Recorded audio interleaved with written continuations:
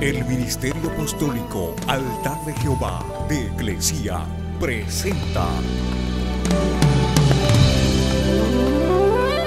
lo mejor del trigo. Apóstol Lourdes Bravo de Villar.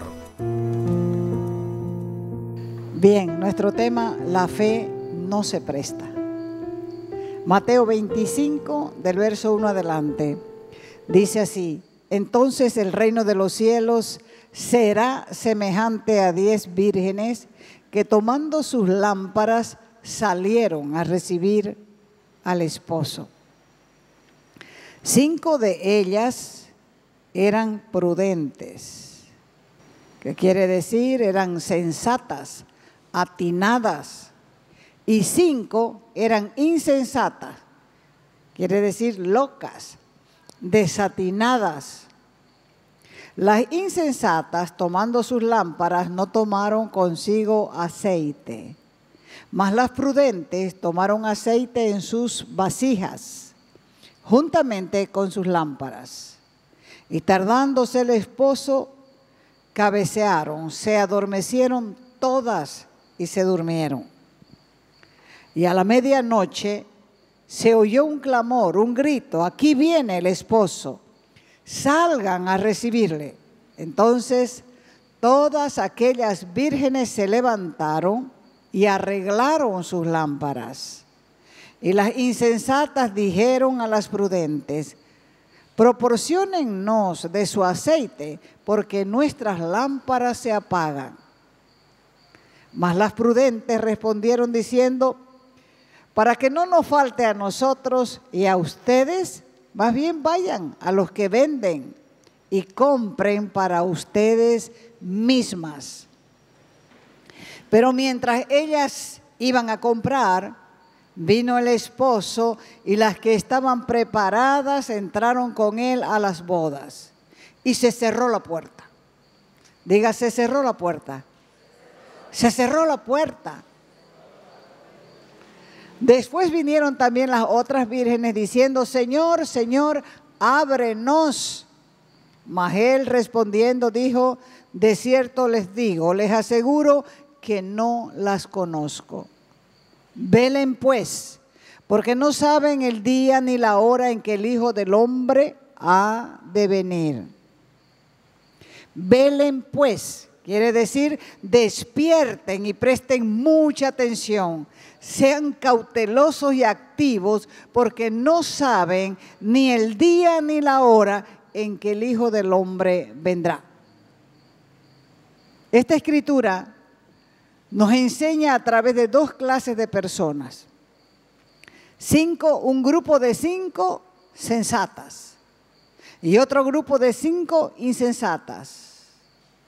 Y con ellas nos muestra el Señor lo que debemos hacer mientras esperamos el regreso del Maestro. ¿Qué es sensatez? La sensatez es prudencia, es cordura, es juicio. ¿Y qué es insensatez? La insensatez es locura, falta de sentido común, extravagancia, actuar sin pensar. Las insensatas no querían hacer nada extra. Quizás pensaban: buscar más aceite es una exageración. Quizás conversaban en el grupo entre ellas y decían: no hay que ser tan exagerado. Si ellas quieren más aceite o si ellos quieren más aceite, que lo busquen. Total, nosotros no queremos ser fanáticos. Con la salvación estamos asegurados, preparados sin necesidad de exagerar. Al final se vio el resultado de esa negligencia cuando les faltó aceite para sus propias lámparas. Y como el esposo tardó, se quedaron fuera de las bodas. En cambio, las prudentes se esforzaron. No se conformaron con poco, querían más, querían estar seguras de no perderse las bodas. Pensaron en todo, inclusive que el esposo podía tardar. Por eso se prepararon para todo tipo de emergencia. ¿Qué pasó cuando llegó el novio? Ese fue el momento de dar examen. Cuando llegó el novio, fue ahí que las insensatas vieron que sus lámparas estaban apagándose, pero las muy vivas no estaban mirando su error. Hay un dicho en el mundo que dice que el que echa su mal a otro descansa, ¿no es cierto? Estas no estaban mirando su error, no estaban mirando su descuido, su flojera, su falta de responsabilidad, sino que más bien quisieron que las prudentes les dieran del aceite de ellas. Y eso es lo que sucede normalmente con la gente floja, con la gente perezosa, que va postergando lo que tienen que hacer y todavía quieren que los que trabajan duro y aceptan responsabilidades hagan lo que ellos deberían hacer por sí mismos. De aquí podemos sacar por lo menos dos enseñanzas. Hay ciertas cosas que no se pueden obtener a último momento. Por ejemplo, es demasiado tarde para que un estudiante se prepare cuando ya le toca dar examen. Es demasiado tarde para aprender un oficio cuando le ofrecen un trabajo. Lo mismo sucede con nosotros y Dios. Es fácil dejar las cosas para el último momento de manera que ya no podamos prepararnos para enfrentarnos con Dios. ¿Quién tiene la vida comprada? Nadie. Nadie. Hay ciertas cosas que no se pueden pedir ni se pueden prestar. El hombre no puede pedir prestada su fe. No puede pedir prestada su relación con Dios. Por eso se les enseña a través de esta parábola lo importante que es estar preparados para cuando Dios nos llame, porque no se puede vivir del capital ajeno. No hay nada que produzca un arrepentimiento con tanto llanto y dolor que el sonido de las palabras demasiado tarde. No los conozco. El novio es la figura central y representa a Jesús. Y según la costumbre de los judíos, el proceso de contraer matrimonio tenía 3 etapas. Jesús usó el contraste entre los insensatos y los prudentes en el Sermón del Monte. Porque Dios concede a todos un tiempo para prepararse para la venida del Señor antes de su llegada. La salvación es una experiencia personal y es una experiencia intransferible. No se puede culpar a los prudentes por no estar dispuestos a compartir su aceite con las insensatas. Las vírgenes que están en esta parábola representan a la iglesia, no al mundo. O sea que un 50% de las vírgenes es la iglesia, son las que entraron a las bodas. Y la otra mitad, el otro 50%, se quedaron afuera de la fiesta de bodas. Y es por eso que Dios nos llama a reflexionar acerca de lo que es ser cristiano. Así que la pregunta del millón es, ¿eres cristiano? Porque estas 10 vírgenes representan a la iglesia y todas estaban esperando la llegada del novio, que ya dije antes, el novio es Cristo. Según lo que expresa esta parábola, es que hay mucha gente que dice ser cristiana, pero tristemente va camino al infierno. ¿De qué lado del grupo quieres estar? ¿De los prudentes, de las sensatas o de las insensatas? Mucha gente dice que es cristiana. Algunos lo son, es verdad. pero otros solamente aparentan y no lo son. Escuche, hay gente que se cría en la iglesia, pero eso no es garantía de ser cristiano. Hay otros que se bautizan en una iglesia, pero tampoco eso es garantía. Eso no les da el derecho de tener vida eterna, porque el bautismo no asegura que una persona es cristiana. Otro tanto han asistido por 20 o 30 años a una iglesia, pero tampoco eso le hace cristiano. El aprender textos bíblicos de memoria tampoco te hace cristiano, porque la Escritura dice que los demonios conocen la palabra de memoria y no son cristianos.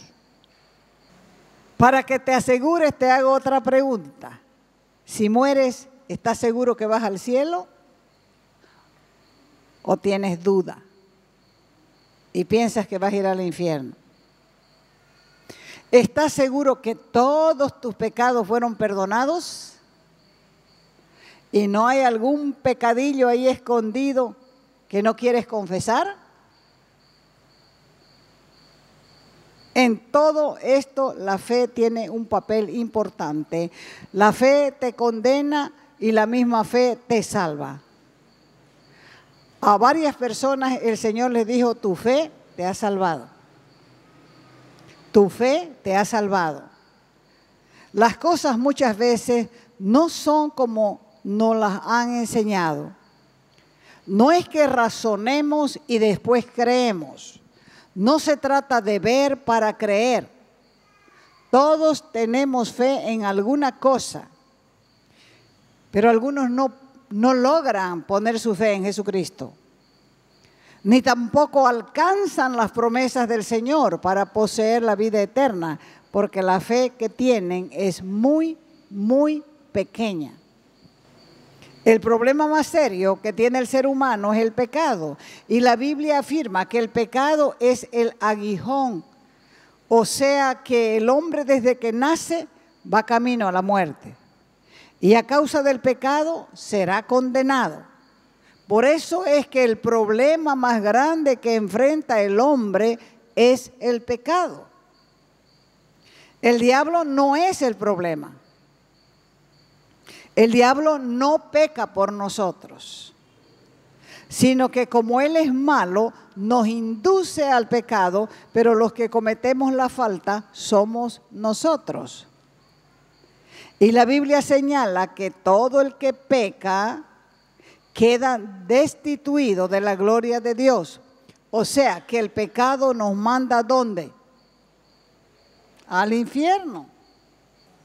La Biblia dice, quien comete pecado es esclavo del pecado y es condenado por causa de esto. Pero Dios nos trae la única solución para liberarnos del pecado, pues el pecado nos destituye de la gloria, de su gloria.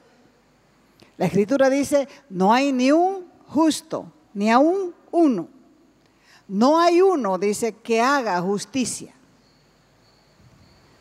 Y dice Romanos 3:23, por cuanto todos pecaron, están destituidos de la gloria de Dios. Entonces, ¿quién es cristiano? El cristiano es aquel que salió de la emboscada porque sus pecados fueron perdonados. Entonces, ¿cuántos cristianos hay aquí? ¿Por qué? Porque nuestros pecados fueron perdonados.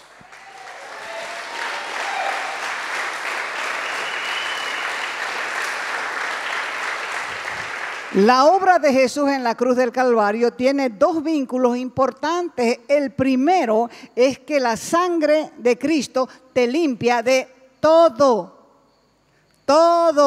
pecado.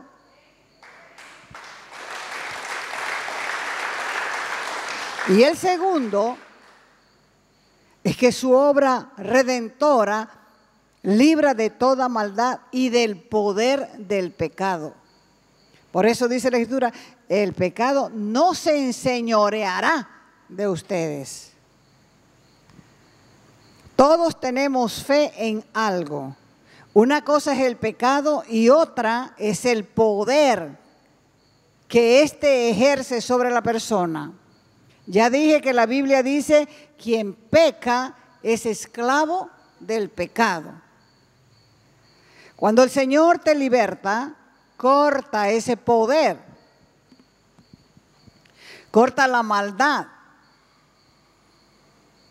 Y el pecado ya no puede con vos. Nadie puede contra el pecado. Es Cristo el único que puede cortar el pecado. ¿Por qué? Porque Él venció el pecado, venció la muerte. Por lo tanto, tiene poder para vencer lo que te ocasiona la muerte. Para ello es imprescindible que nuestra fe esté puesta en Jesucristo. Es muy importante que creamos en Jesús y en su obra. Y según la parábola de las 10 vírgenes, de las cuales 5 son sensatas y 5 son insensatas, el 50% de los cristianos irá al cielo y el otro 50% irá al infierno porque no son cristianos, son falsos cristianos. El Espíritu Santo es quien te convence de que Dios existe.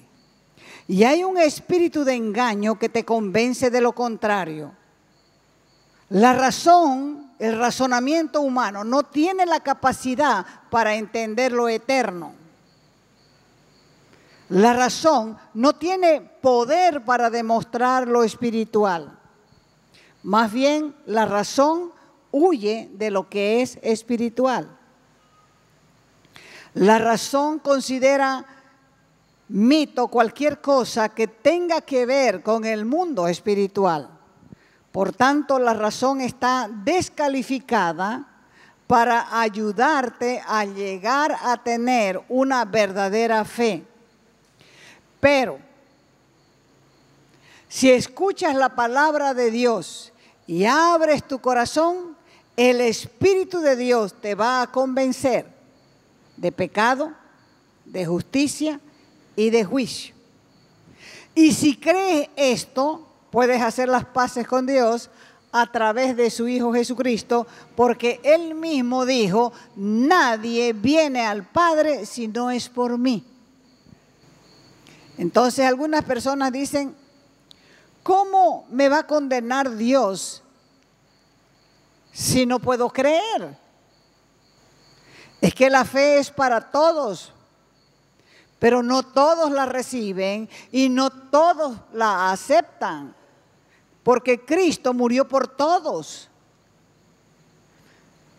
Juan 3:16 dice, porque de tal manera amó Dios al mundo, que ha dado a su Hijo unigénito, para que todo aquel que cree en Él no se pierda.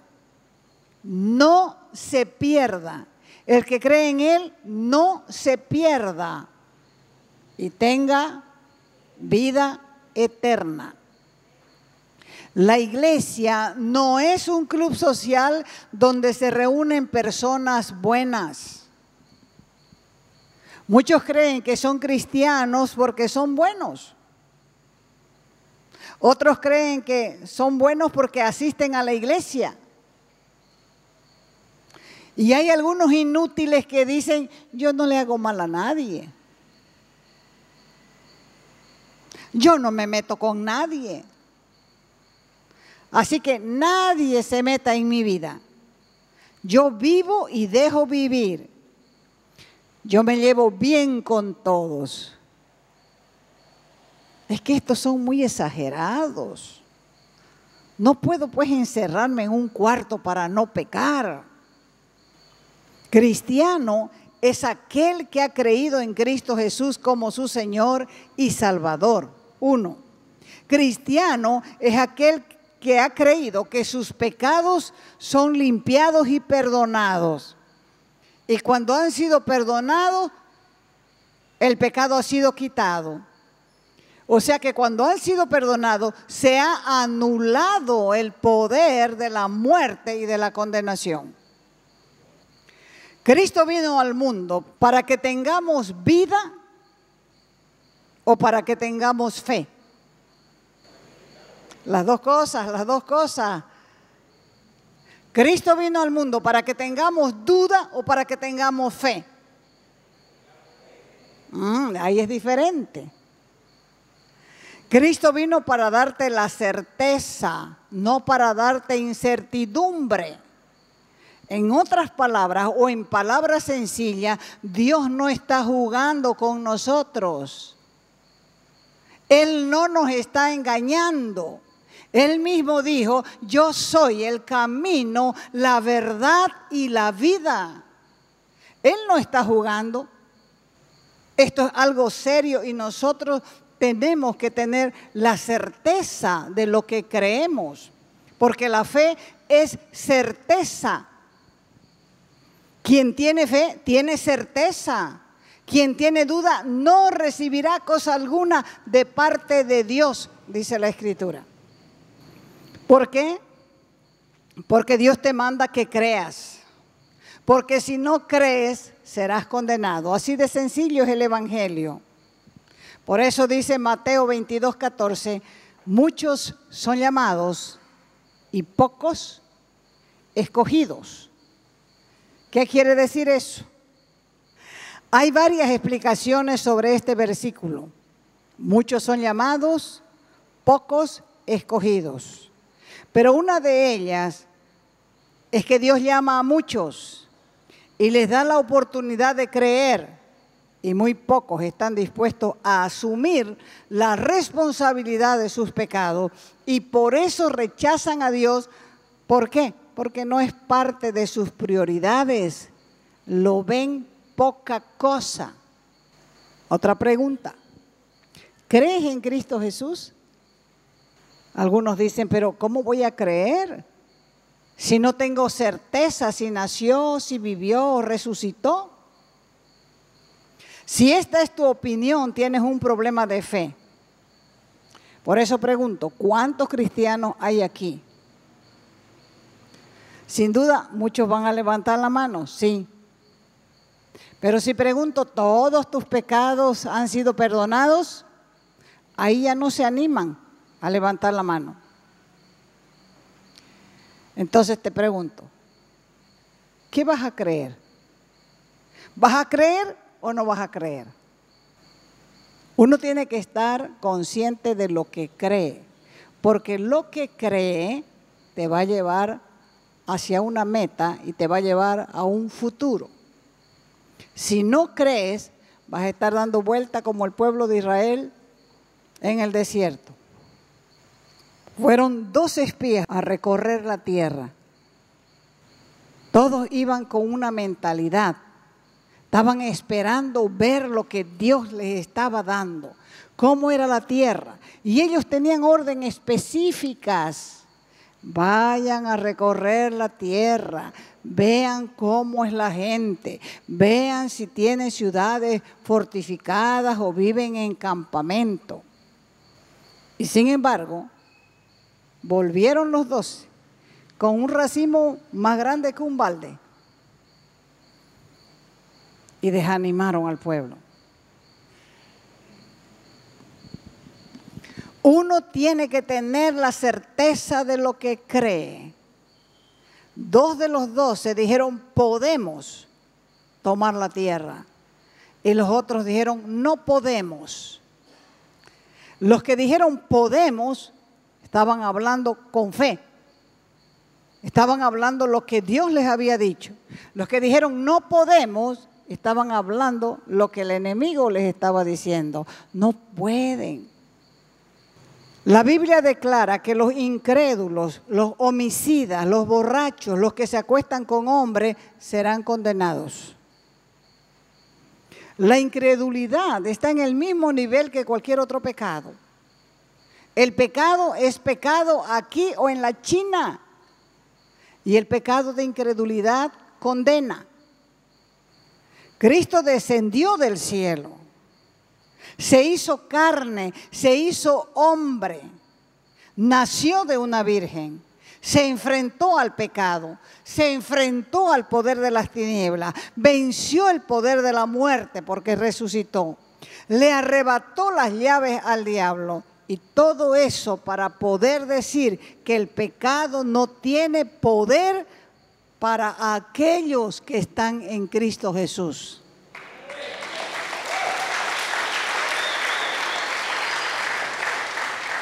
La Escritura dice, no hay condenación para los que están en Cristo Jesús. Así que el problema más grande del hombre es el pecado, porque el pecado es el aguijón de la muerte. Y la muerte es condenación. Viene Cristo, limpia el pecado, por lo tanto, se elimina el aguijón de la muerte y la condenación. Y dice, no hay más condenación para aquellos que están en Cristo Jesús.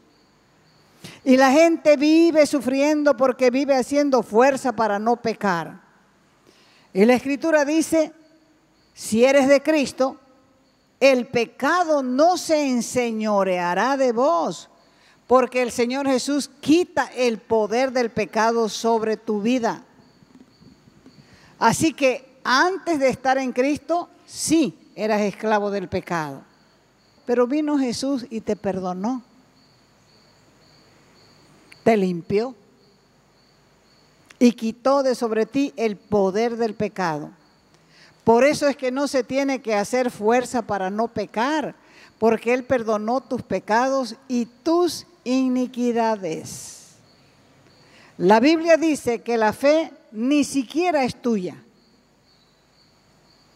La fe es de Dios.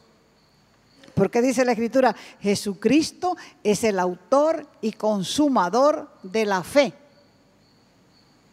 Ahora, tienes que reconocer, sí, que te falta fe y pedírsela a Dios.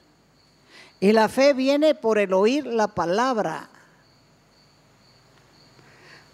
Hay que renunciar a la duda, hay que renunciar a la incredulidad y a todo pecado que te domina para que Dios pueda perdonarte, para que Dios pueda limpiarte.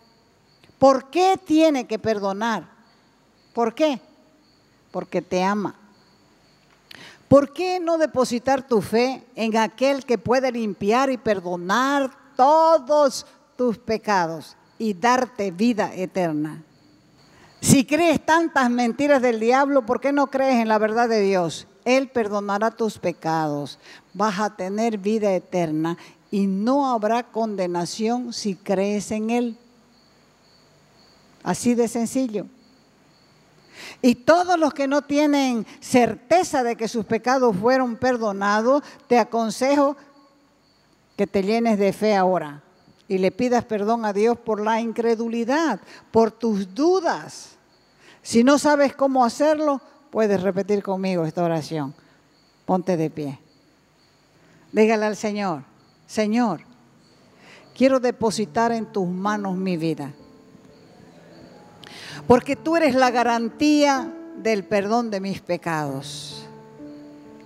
Yo quiero tener la libertad que solamente tú das. Quiero ser libre del poder del pecado. Así que vuelco voluntariamente mi corazón hacia ti. Quiero renunciar a mis dudas, a la incredulidad y creer lo que dice tu palabra, que tú eres misericordioso. Creo que me amas. Creo que eres mi libertador. Creo que tú tienes poder para limpiar mis pecados. Creo en tu amor, en tu paciencia, en tu misericordia. Y declaro que en esta hora tengo una porción de fe, una porción que tú me has dado para creer que todos mis pecados son limpiados. Gracias por pagar el rescate de mis pecados. Gracias, Dios. Levante sus manos y adore a su Dios.